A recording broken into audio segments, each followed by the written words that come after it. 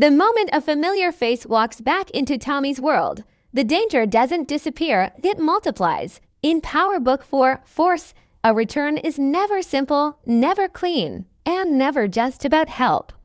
Season 3, Episode 10 is built on one brutal truth: the people who know Tommy best also know exactly how to hurt him. Chicago is a city where loyalty sounds good, but survival speaks louder. By the time Episode 10 begins, the streets are no longer divided by enemies and friends. Everything is mixed, blurred, and dangerous. The biggest mistake anyone can make is assuming that a returning character is coming back with good intentions. In this world, nobody travels backward unless there is something to gain. When someone from Tommy's past steps back into his life, it is not because they missed him. It is because they see an opening. Every return carries weight, history, and unfinished business. That history doesn't fade just because time has passed. It sits quietly, waiting for the right moment to explode. Tommy has always believed he could read people. He trusts his instincts, his gut, and his ability to sense danger before it reaches him. But Season 3 shows that even someone like Tommy can be blinded by memory. Familiar faces create comfort, and comfort creates weakness. Episode 10 leans into this idea hard.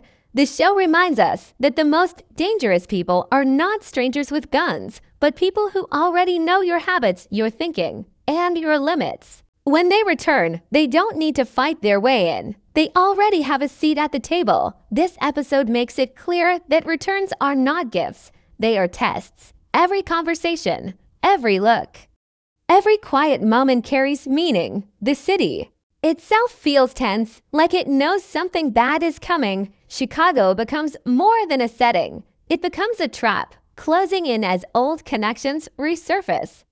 The closer Tommy gets to the end of this season, the more his past reaches out to pull him back. Episode 10 is not about reunion.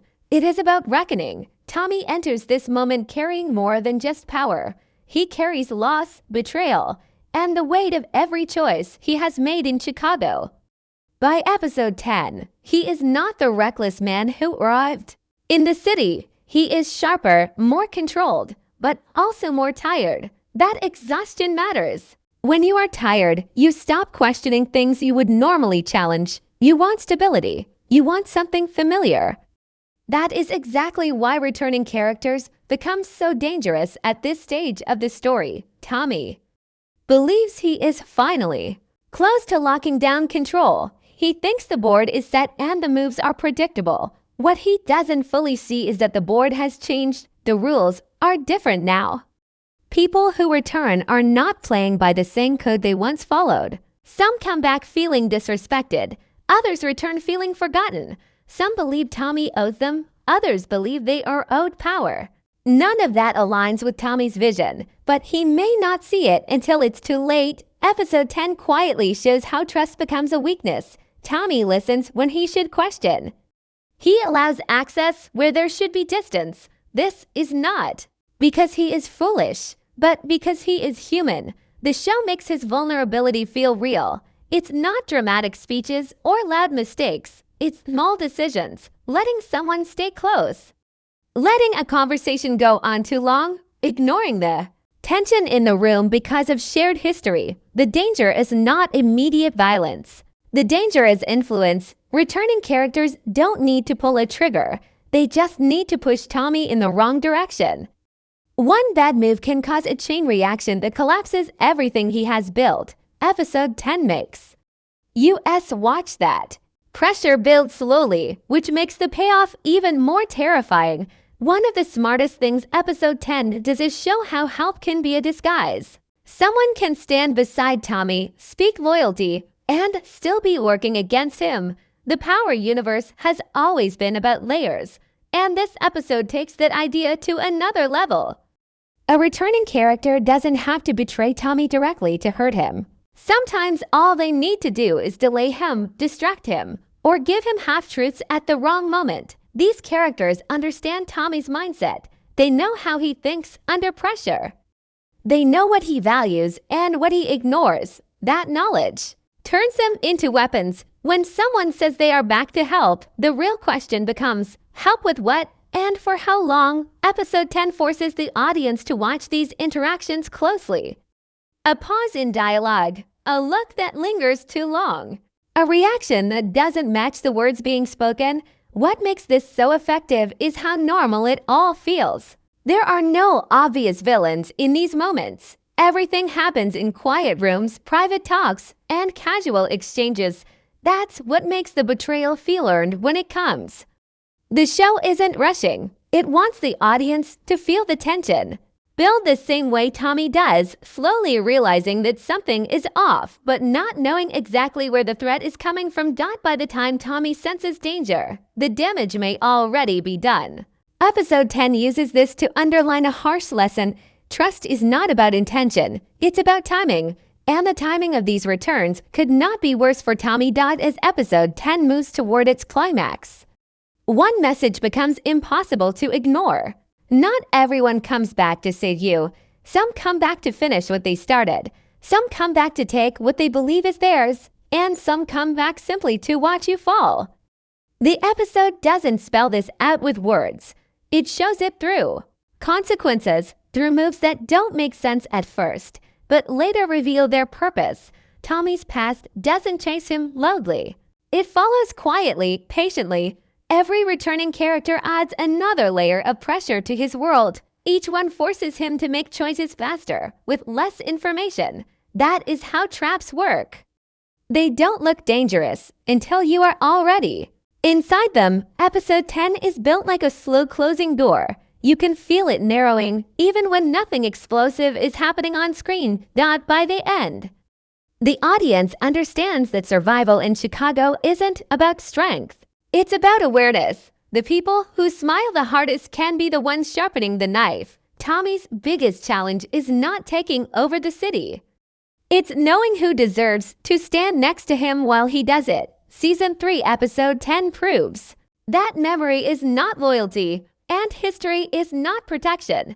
This episode leaves us with one chilling thought. In Tommy's world, the past never stays buried. It waits, and when it returns, it doesn't ask for permission. Tommy reaches episode 10 in a state that is more dangerous than rage or fear. He reaches it while believing he finally understands the board. He has survived betrayals, bloodshed, and pressure from every side, and that survival gives him confidence, not loud confidence, but quiet certainty. He moves like a man who thinks the worst is behind him.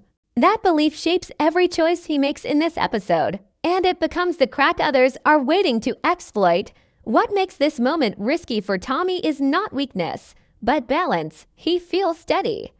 He feels prepared. He feels like the chaos that once followed him has slowed down enough for him to breathe. When a person reaches that point, they stop expecting danger from familiar places. The mind shifts from defense to management. Tommy begins thinking about control instead of survival. And that shift changes how he reacts to people who return to his life. Instead of questioning why they are back now, he focuses on how they might fit into what he is building. Episode 10 shows that Tommy is carrying more emotional weight than he admits. Loss has stacked up quietly, and every loss has taught him to harden himself. But hardened people still remember who stood beside them before the world turned cold.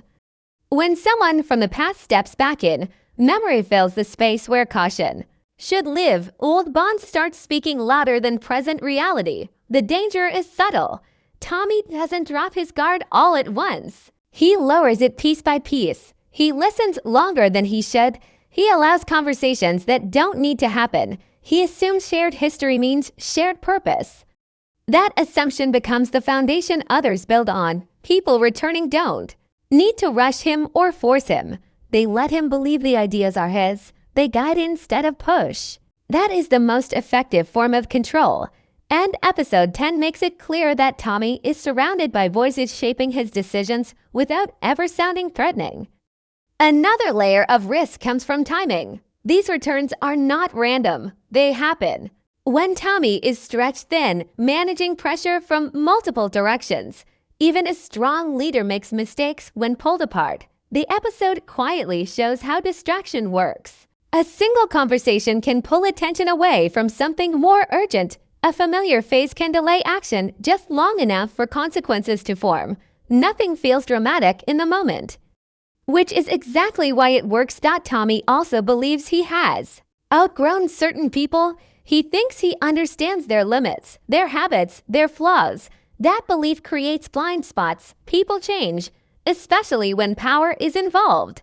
Episode 10 plays with this idea by showing how old labels no longer apply. Someone who once followed now wants to lead. Someone who once needed help now wants leverage. Tommy doesn't immediately see these shifts because he is still viewing them through the lens of the past. There is also pride involved.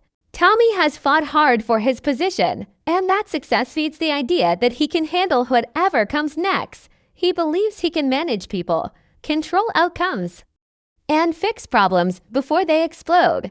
That confidence keeps him from stepping back and asking the most important question. Why now? Why return at this exact moment? Episode 10. What makes Episode 10 truly dangerous is not open betrayal, but hidden influence. This is the part of the story where help stops looking like help. People don't return to Tommy shouting demands or drawing lines in the sand. They return quietly. Calm voices, familiar tones, words that sound supportive but carry weight underneath. This is where the game changes, because the threat no longer feels like an enemy. It feels like advice. In this episode, the people around Tommy understand one key truth about him. He doesn't respond well to pressure, but he listens when he believes someone understands his situation. Returning characters use that understanding as a tool. They don't challenge his authority. They validate it. They don't argue with his plans. They suggest small adjustments. Those adjustments seem harmless at first. A delay here, a meeting there, a different approach that sounds smarter, safer, cleaner. But every suggestion bends the outcome just enough to serve someone else's goal. The danger is that Tommy believes he is still in control. From his point of view, nothing is being taken from him. No one is forcing his hand. That illusion of control is exactly what makes the manipulation work. Episode 10 shows how influence is more powerful than force. When someone convinces you that a bad decision is your own idea, you defend it harder than if it came from an enemy. Another layer to this deception is emotional access. Returning characters don't just know Tommy's business moves. They know his emotional history. They know which losses still sit heavy on his chest. They know which betrayals made him colder and which ones made him angrier. That emotional knowledge allows them to speak directly to his instincts. They remind him of shared struggles. They reference moments only insiders would remember. That kind of connection lowers defenses faster than any promise of loyalty. Episode 10 also shows how timing turns influence into a weapon. These characters don't step in when things are calm. They insert themselves when Tommy is balancing too much at once, when he's making rapid decisions, when he doesn't have the time to question every detail. In moments like that, even bad advice can sound reasonable if it offers relief, a shortcut, a way to reduce pressure, a chance to breathe. That's how traps are built in this world, slowly and quietly. What's unsettling is how natural it all feels. No one is acting suspicious on the surface. Conversations flow easily. Trust seems earned. The episode doesn't rely on dramatic confrontations to show danger. Instead, it uses silence, pauses, and subtle shifts in tone. A look held too long, a suggestion that comes too quickly, a reaction that feels slightly off. These moments pile up, even if Tommy doesn't fully notice them yet. There is also the issue of divided loyalty. Some returning characters may believe they are helping Tommy while still serving themselves. In the power universe, self-interest often wears the mask of loyalty. People convince themselves that their survival and Tommy's success are aligned, even when they aren't. Episode 10 explores how that kind of thinking creates chaos. Good intentions don't stop bad outcomes when power is involved. By the time Tommy starts sensing that something isn't right, the influence has already shaped his path. Decisions are in motion. Consequences are forming. This section of the Episode makes one thing painfully clear. The most dangerous enemies are not the ones who stand against you. They are the ones who stand beside you, speak softly, and slowly guide you toward a cliff while calling it safety. By the time episode 10 reaches its later moments, the real threat finally comes into focus. It is no longer about who is loyal and who is not. It is about who benefits from Tommy losing balance. Every returning character carries a reason for being there. And those reasons are no longer hidden behind friendly words. The masks begin to slip, not through loud betrayals, but through outcomes that cannot be ignored. Some people return because they believe Tommy's rise erased them. Power has a way of making old allies feel small and forgotten. Episode 10 shows how resentment grows quietly over time. A person may smile, agree, and stand close, while internally waiting for the moment when the scales can be tipped. These are not impulsive moves. They are patient ones. People who return with resentment don't rush. They wait until Tommy's world depends on their presence. Then they shift the weight. Others return driven by fear. Fear of being left behind. Fear of losing relevance. Fear of becoming expendable. In a city like Chicago, fear turns people into opportunists. Episode 10 makes it clear that survival instincts don't always look like aggression. Sometimes they look like cooperation. Someone may align with Tommy not because they believe in him, but because standing next to him offers temporary safety. That kind of loyalty has an expiration date, and the episode quietly builds toward that realization. What makes these returns so dangerous is how they overlap. Different motives begin colliding in the same space. One person wants power, another wants protection, another wants revenge. Tommy becomes the center of all of it, whether he realizes it or not. Episode 10 shows how impossible it is to satisfy everyone once you reach the top. Every decision creates a winner and a loser. And the losers are always watching. There is also the illusion of closure. Some returning characters act as if old conflicts are settled. They speak about moving forward, about fresh starts. But the episode makes it clear that unresolved history does not disappear just because it is ignored. Old wounds reopen when power is on the line. Words like peace and unity become tools instead of truths. Tommy, focused on maintaining order, may accept these words without demanding proof. As the pressure tightens, the episode emphasizes a brutal reality. Tommy cannot fight everyone at once. He has to rely on people. And reliance always creates vulnerability. This is where episode 10 draws its tension from, not from action, but from anticipation. Every alliance feels unstable. Every conversation feels like it could be the one that changes everything. The audience is left watching for the moment when loyalty finally breaks, even if it hasn't yet. The most chilling part is how calm everything appears on the surface. There are no dramatic warnings, no clear signs that disaster is seconds away. The danger exists in patterns, not explosions. A missed opportunity here, a delayed response there. Small failures stacking up until the damage becomes unavoidable. Episode 10 shows that downfall rarely arrives with noise. It arrives quietly, disguised as routine. In the end, this section of the story reinforces a hard lesson. The past does not return to apologize. It returns to collect. Whether that collection comes in the form of power, revenge, or survival depends on the person. But the cost always lands on Tommy. Season 3, Episode 10 makes it clear that in his world, trust is never free. It always demands payment, and the bill comes due when you least expect it. By this stage of Episode 10, the story begins stripping away illusions. What once looked like cooperation starts revealing sharp edges. This is where old enemies stop hiding behind friendly behavior and new masks begin to crack. Not everyone who returns wants peace, and not everyone who claims to stand with Tommy wants him standing at the top. Some returns are fueled by pride, and pride never forgets who made someone feel small. Certain characters step back into Tommy's orbit carrying grudges that never healed. Time didn't soften them. It sharpened them. Episode 10 shows how people who once lost power, respect, or position don't come back to rebuild what was broken. They come back to take what they believe should have always been theirs. These returns are not emotional. They are calculated. The smiles are practiced. The patience is intentional. What makes this especially dangerous is how these enemies understand the rules better than anyone. They know how Tommy operates.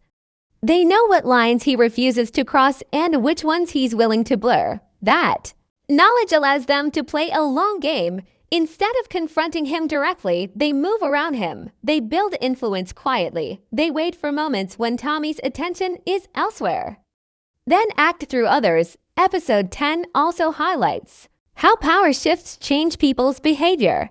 Someone who once opposed Tommy openly now pretends to support him because open war no longer benefits them. Acting like an ally buys time. It provides access. It allows enemies to gather information and position themselves without resistance. This is not cowardice. It is strategy. And in this world, strategy often wins over brute force. There is a cold truth beneath all of this. Old enemies don't need Tommy dead to win. They just need him unstable. A distracted leader makes mistakes. A pressured leader relies on the wrong people. Episode 10 shows how these characters push subtly, not to destroy Tommy outright, but to weaken the structure around him. Once the structure cracks, the fall takes care of itself. The episode also makes it clear that revenge doesn't always look violent. Sometimes it looks like patience. A person may wait for the moment when Tommy needs them most, then fail him in a way that cannot be undone. Missing information, late support, silence at the wrong time. These small acts can cause damage far greater than a direct attack. Another layer of danger comes from ego. Some returning enemies want recognition more than blood. They want to prove they were never inferior. They want to be seen as equals or superiors. Episode 10 shows how that desire pushes them to take risks, to test boundaries, and to step into spaces they don't belong. Tommy may sense this tension, but underestimating pride has always been deadly.